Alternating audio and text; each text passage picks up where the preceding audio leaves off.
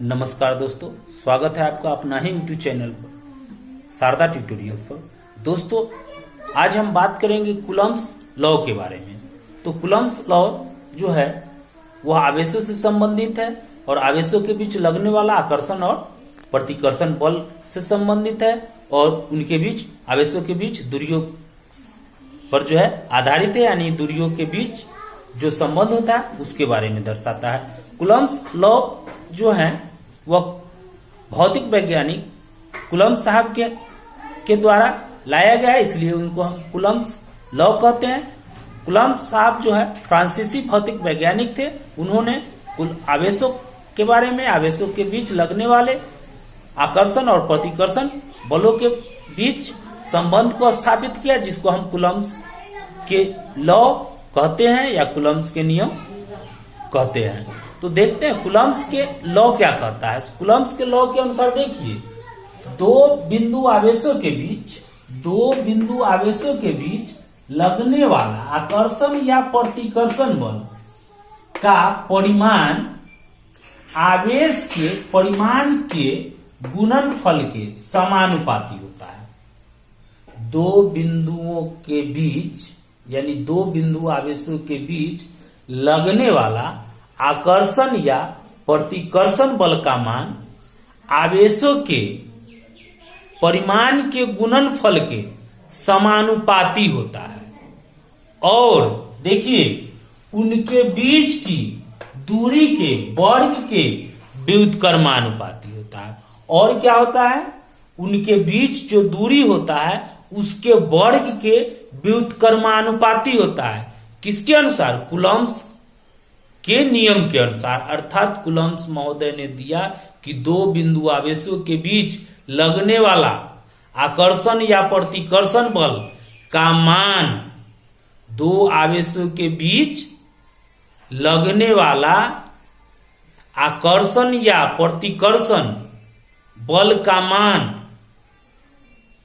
क्या होता है? आवेशों के गुणनफल के समानुपाती एवं उनके बीच के दूरी के वर्ग के व्युत्क्रमानुपाती होता है।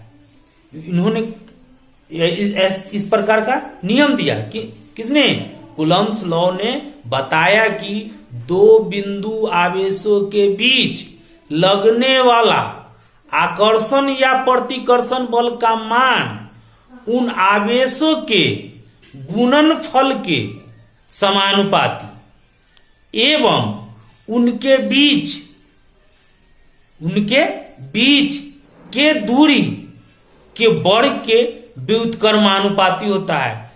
गौर से सुनिएगा, और यही जो है कूलम्ब्स का नियम है, इसी को कहते हैं। अब इसको जो है हम देखते हैं गणितीय रूप में कैसे होता है, इसे देखते हैं गणितीय। दोस्तों, तो अब देखिए गणितीय, अगर दो बिंदु आवेश, क्या है? दो बिंदु आवेश, एक Q1 है और एक Q2 है। क्या है? Q1 और Q2, इनके बीच की दूरी R है। इनके बीच की दूरी क्या है? R है। और यहाँ ये R जो है एकांक दूरी है। और इसके बीच दो बल लग रहे हैं। एक जो है यहाँ इधर जो है दाहिने साइड में धनात्मक दिशा में, और एक ऋणात्मक दिशा में दो प्रतिकर्षण बल लग रहे हैं, जो है एक दूसरे को प्रतिकर्षित जो है कर रहे हैं। तो बल लग रहे हैं, दोनों बल लग रहे हैं। तो अगर जान लीजिए, अगर समान आवेश होगा तो प्रतिकर्षण बल लगेगा, और असमान आवेश होगा तो क्या होगा? आकर्षण बल लगेगा। तो यहां पर दोनों के बीच जो है, मान के चलिए जो बल कार्य कर रहा है F जो है यहाँ ऋणात्मक चिन्ह दिशा को सूचित कर रहा है। तो इन दोनों बीचों के, ये दोनों आवेशों के बीच की दूरी अगर R हो और इन दोनों का आवेश क्या हो?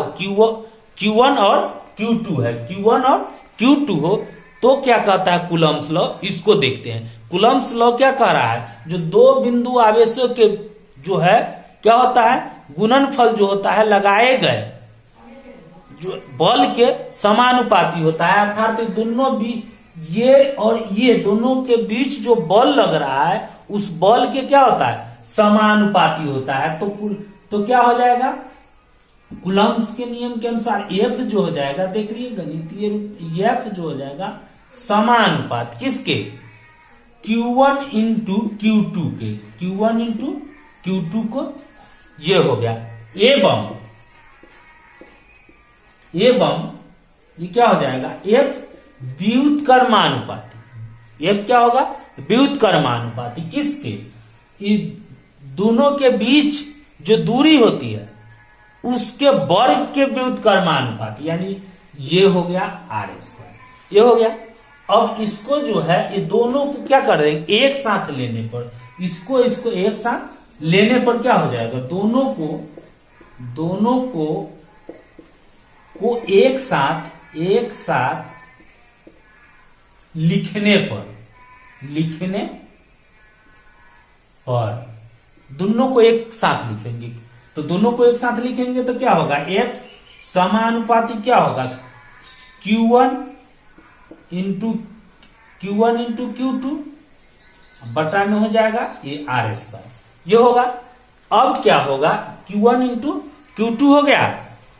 अब क्या होगा से देखिए, अब जो है दोनों को एक साथ लिख लिए तो क्या हो गया, F जो है F समानुपात हो गया, Q1 इंटू Q2 व्युत्क्रमानुपात हो गया, और दोनों को लिख लिए तो ये हो गया। अब इस चिन्ह को जब हटाएंगे, इसको जब हटाएंगे तो क्या करेंगे, F जो है या ये बराबर के चिन्ह देंगे और इस समानुपात के चिन्ह हटाते हैं तो एक कांस्टेंट देते हैं, एक नियतांक देते हैं, तो यहां पर क्या हो जाएगा, K into Q1 into Q1 into Q2 बटा में R², क्या हो जाएगा, R², अर्थात F बराबर हो गया K into Q1 into Q2 बटा R²। अब देख लीजिए यहाँ K का मान क्या होता है, जहां यहां लिख देंगे, जहां K एक नियतांक है, क्या है, नियतांक है या कांस्टेंट है, नियतांक है जिसका मान 1/4 पाई एप्सिलॉन नॉट होता है, 1/4 पाई एप्सिलॉन नॉट होता है।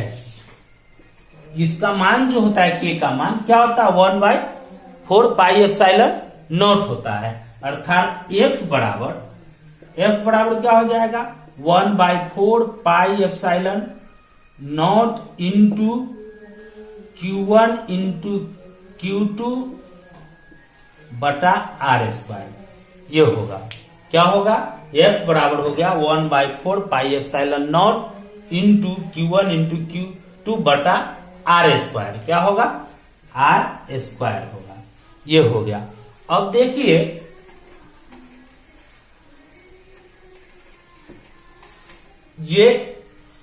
ये जो हो गया, ये कूलम्ब्स के लॉ जो है इसका ये हो गया गणितीय रूप।